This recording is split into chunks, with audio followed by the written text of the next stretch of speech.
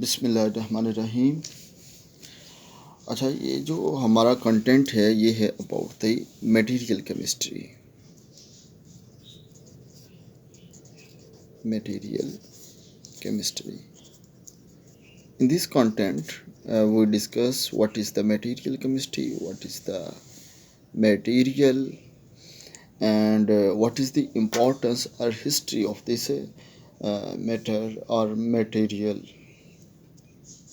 So, what is the material chemistry? Before going to the material chemistry, we must know about the material. Material क्या चीज़ है? Material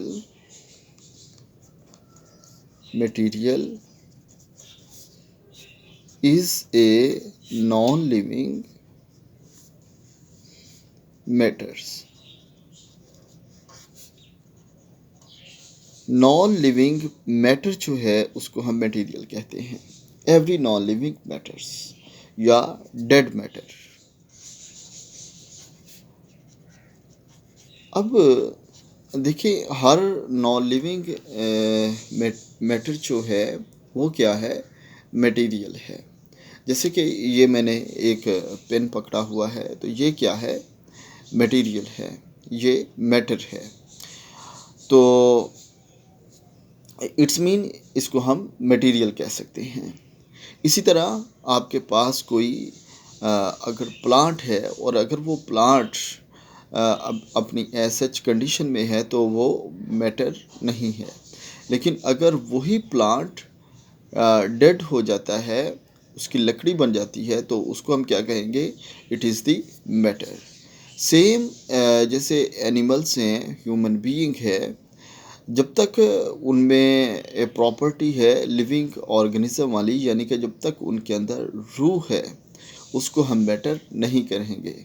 लेकिन जब उससे ये रूह निकल जाए, उसको हम कहते हैं कि वो क्या है? फिर मैटर है, फिर क्योंकि वो नॉन लिविंग में कन्वर्ट हो जाती है। तो every non living thing is called material.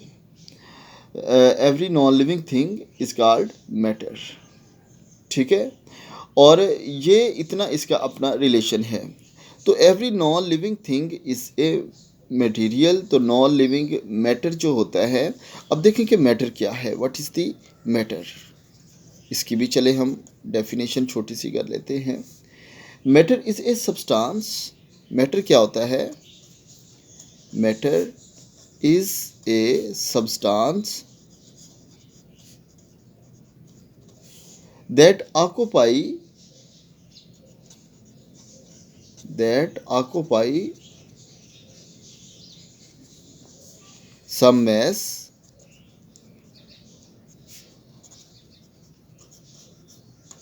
and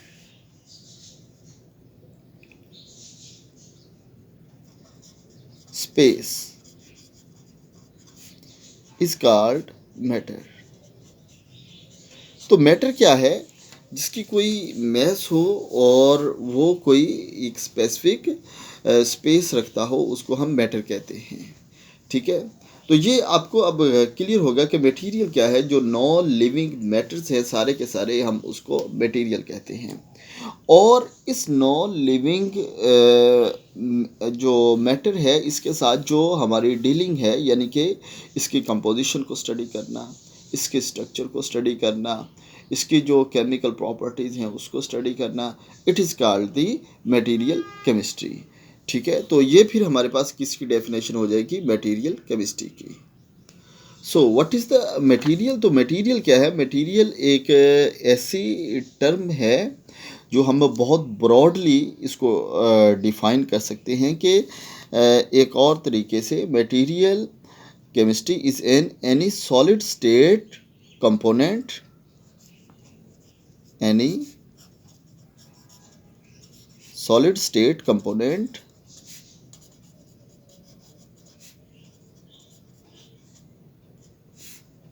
or device that may be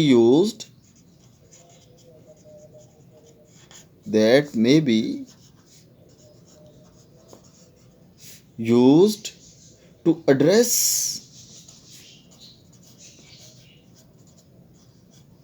to address a current or future societal need.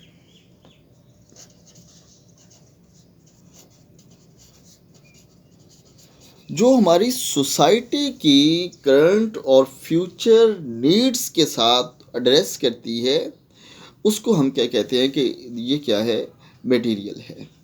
ठीक है।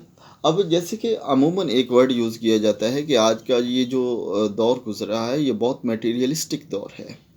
ठीक है। तो ये एक मटेरियलिस्टिक जो दौर है, मटेरियल है, इट्स मीन कि मॉडर्न लाइफ जो है ये डिपेंड कर रही है upon the unlimited varieties of the advance materials के ऊपर।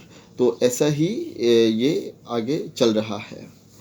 अब इसमें मटेरियल के अंदर फिर अब हम वो तमाम चीज़ें इंक्लूड करेंगे जो कि नॉन लिविंग ऑर्गेनिजम्स हैं, जैसे कि सीमेंट है, बजरी है, इसको भी हम मटेरियल कहते हैं। ठीक है। तो anything that occupy the mass and some space is called matter, and matter क्या है, नॉन लिविंग ऑर्गेनिज्म, और मटेरियल क्या है, वो हम इसी नॉन लिविंग ऑर्गेनिज्म को जो मटेरियल्स हैं इनको हम मैटर कहते हैं। इन मटेरियल केमिस्ट्री जो बेसिकली हम जिन चीज़ों के ऊपर फोकस करते हैं वो ये होती हैं 4 चीज़ें। नंबर 1, हमारा फोकस होता है सिंथेसिस ऑफ द मटेरियल के ऊपर। मटेरियल केमिस्ट्री में हम जो सबसे पहले स्टडी करते हैं वो क्या है, synthesis of the material. A lot type of the material can be synthesize, और ये सिंथेसिस इसकी हो रही है इन मॉडर्न सोसाइटी में तो specially. Number 2, structure of the material, structure of the material. Number 3, properties of the material.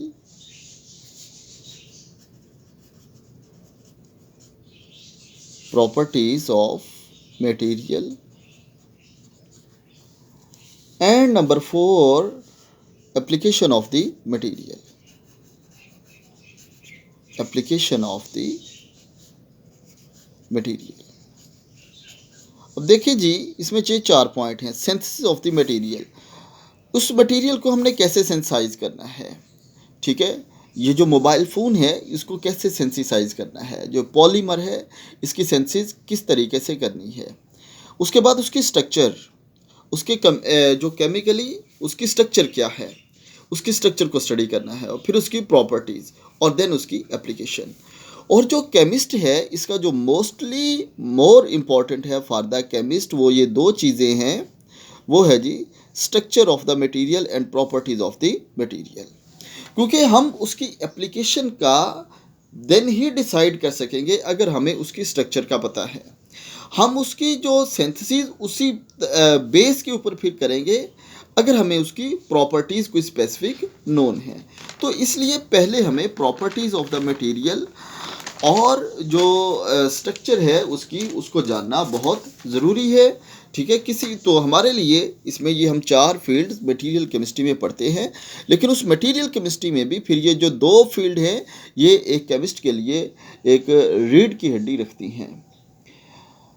Material science is the wild life, जो wild field है, बहुत ही वाइड फील्ड है। It deals with the chemistry, physics, engineering. इसके अलावा अगर हम देखें यानी कि जो मटेरियल केमिस्ट्री है, अगर हम सिर्फ केमिस्ट्री की बात करें, जस्ट इन केमिस्ट्री, तो material chemistry,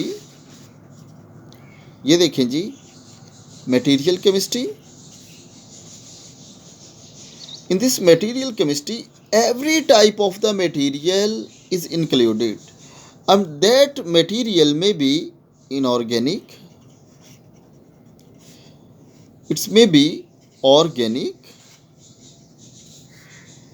and also include the physical chemistry,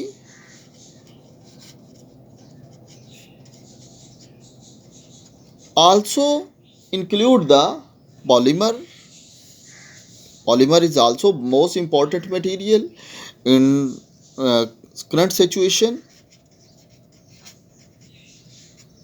polymer बटे, तो ये सारी के सारे इसके अंदर इंक्लूड हैं। इसके अलावा अगर आप ये देखें तो इस मटेरियल केमिस्ट्री जो है ये लिंक करती है फिज़िक्स के साथ भी। मटेरियल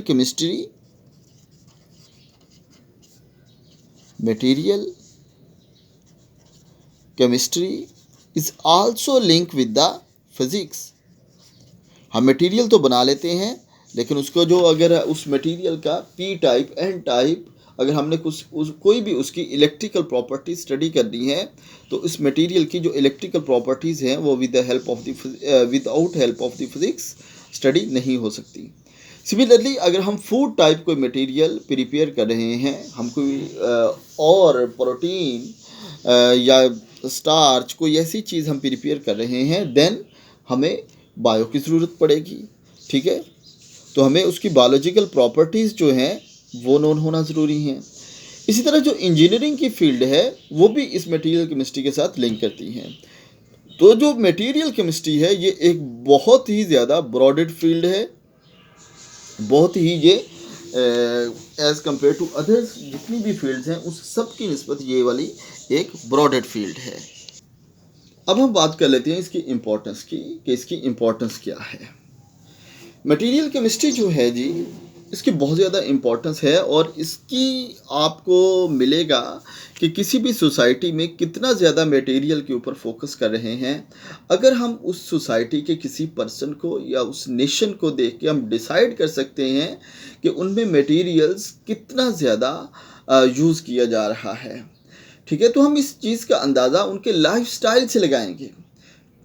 इस जैसे कि अगर हम अपने प्रीवियस में देखें तो मोहनजोदड़ो जो हड़प्पा की सिविलाइजेशन है, हम इसके एक अंदाज़ा लगाते हैं उनकी जो चीज़ें मिलती हैं हमें, उनकी जो उसके हमें हेरिटेज मिला है उससे हमने एक अंदाज़ा लगाया कि ये वाली जो सिविलाइजेशन थी ये बहुत ज़्यादा मटेरियलिस्टिक थी, बहुत ज़्यादा ये इसने डेवलपमेंट की थी। सिमिलरली अगर हम अभी करंट सिचुएशन में भी अपने कंट्री को देखें और किसी फॉरेन कंट्री को देखें तो भी हम ये देखते हैं कि एज़ कम्पेयर टू अस वो कितने ज़्यादा मटेरियलिस्टिक हैं। ठीक है, तो जो हम मटेरियल्स जो है ये टोटली जब किसी भी लाइफ में आता है तो उसकी टोटली जो लाइफ स्टाइल है उसको चेंज कर देता है।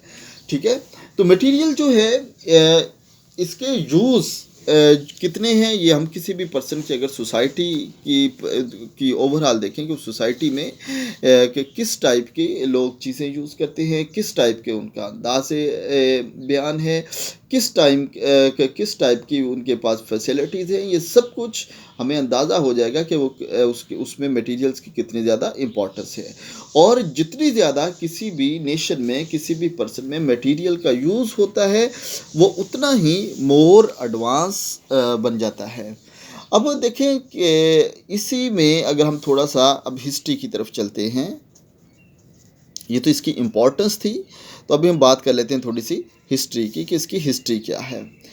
हम हिस्ट्री में दो तीन चीज़ें पहले देखते हैं कि जो मेजर रेवोल्यूशन आई हैं वर्ल्ड्स के अंदर, major revolution in the world.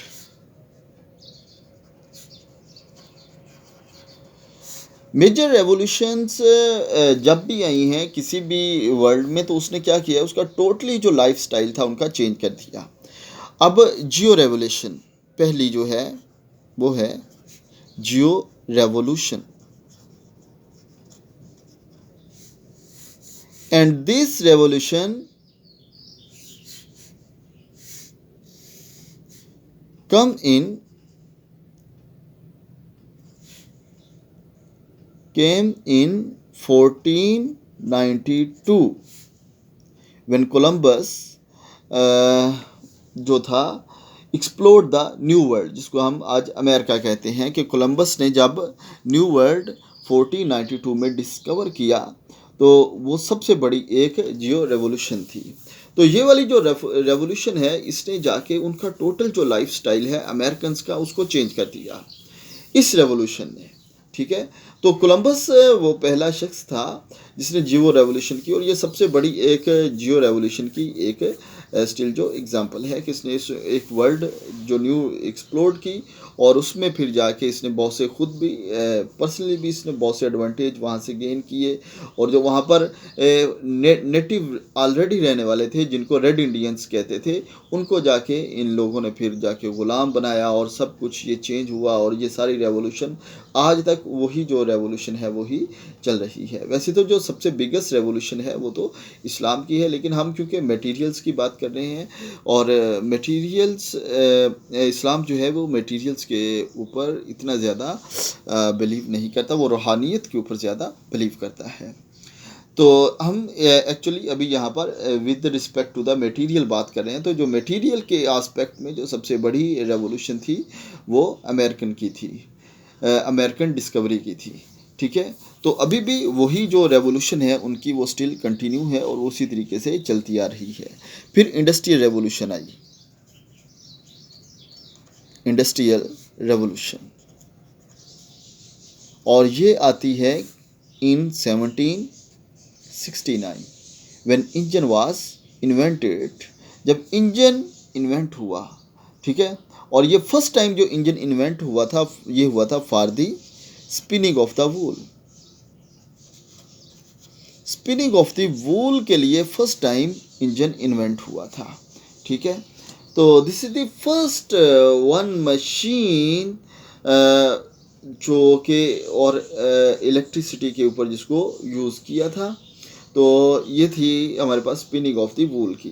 अब यहाँ से एक मेजर इंडस्ट्रियल रेवोल्यूशन आया, बहुत सी टाइप की आपके हमारे पास फिर उसमें वूल्स का यूज़, और फिर उनमें डिफरेंट टाइप्स की क्लॉथ्स, और फिर उनमें आगे भी डिफरेंट टाइप्स, और उन क्लॉथ में भी बहुत कुछ आगे आज तक जो चलता रहा है। हर न्यू डे एक न्यू टाइप का स्टाइल, एक न्यू टाइप की जो हमारे पास क्लॉथ है, एक न्यू वैरायटी हमारे पास आ रही है। तो ये इसका जो मेजर पहली जो इसकी इन्वेंशन थी वो 1769 में स्टार्ट हुई, जब हमें स्पिनिंग वूल के लिए पहला इंजन मिला था।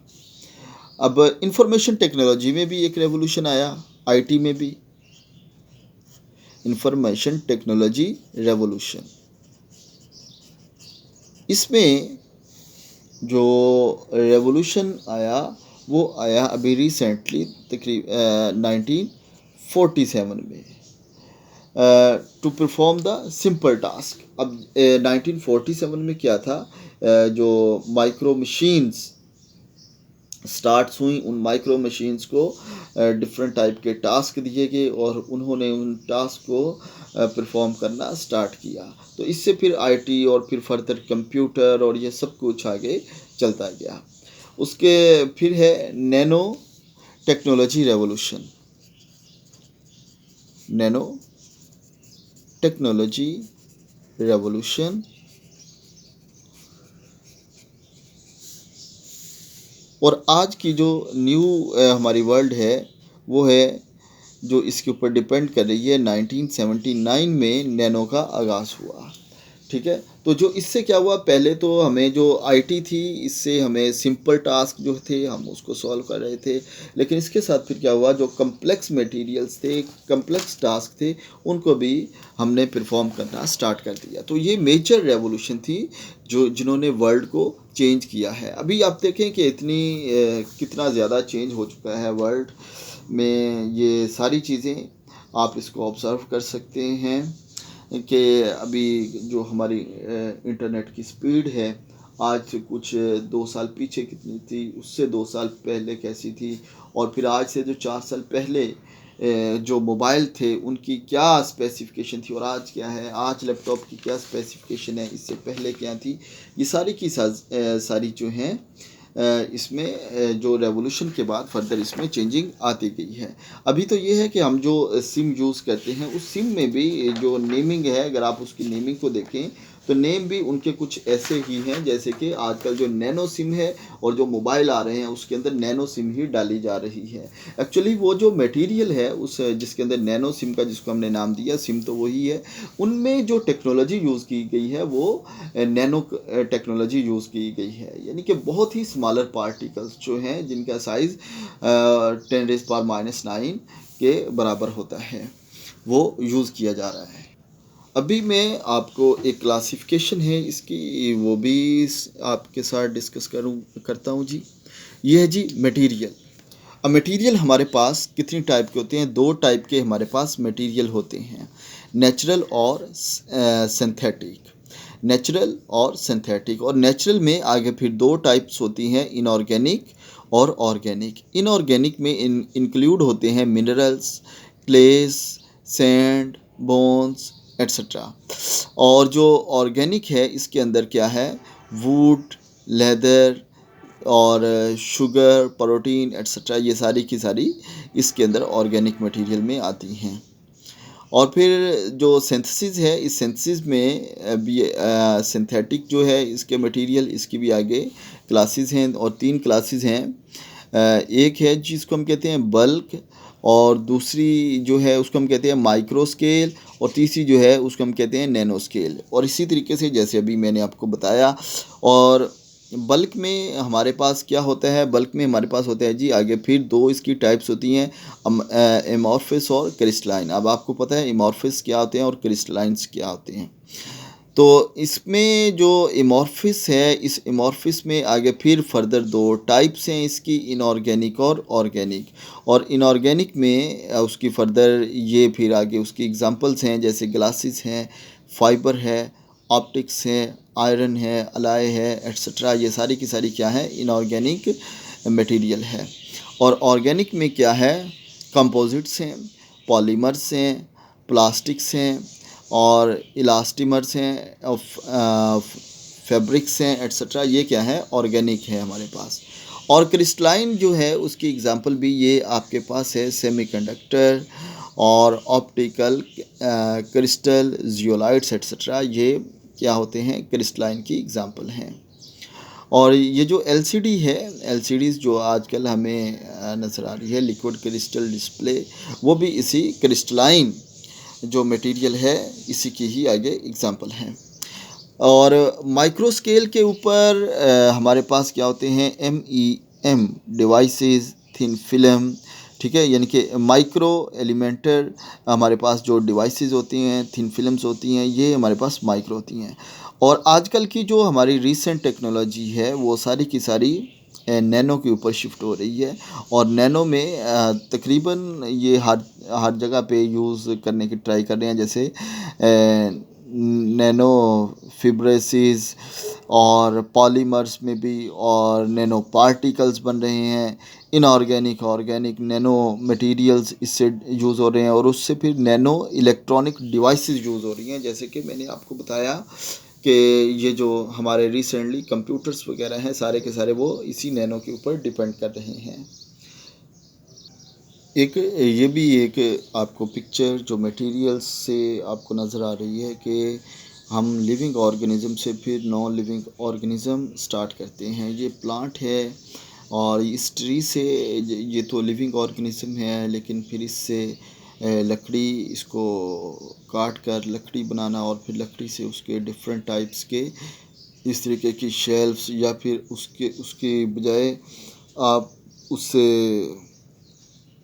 जो स्पेशली गोल्फ बॉल्स हैं वो भी इसी वुड से ही बनती हैं, ठीक है। और इसी तरीके से अगर आप देखें तो इसको यहाँ से एक दूसरी पिक्चर भी है कि आपके पास कोई सॉल्वेंट्स हैं और उन सॉल्वेंट से आप डिफरेंट टाइप के पॉलीमर्स बना रहे हैं, जैसे कि ये एक पॉट बना हुआ है, और इसी तरह ये मोबाइल है, ये गाड़ी है। तो ये क्या है, ये पॉलीमर्स हैं। और पॉलीमर्स क्या हैं, हम ये बना रहे हैं नॉन लिविंग मटेरियल से। तो यानी कि हमारे पास इस मटेरियल केमिस्ट्री के अंदर हम जो सेंसेस कर सकते हैं, हम जो बना सकते हैं चीज़ों को, वो फ्रॉम लिविंग ऑर्गेनिज्म भी है और नॉन लिविंग ऑर्गेनिज्म भी है, दोनों से ही हम उसको प्रिपेयर कर सकते हैं। तो ये प्रिपरेशन भी डिफरेंट टाइप्स की मटेरियल्स की हम करते हैं, और ये सब कुछ इसी केमिस्ट्री के अंदर इंक्लूड है। तो ये तो इसका बेसिक सा इंट्रोडक्शन था मटेरियल केमिस्ट्री का। तो थैंक यू जी, अल्लाह हाफिज़।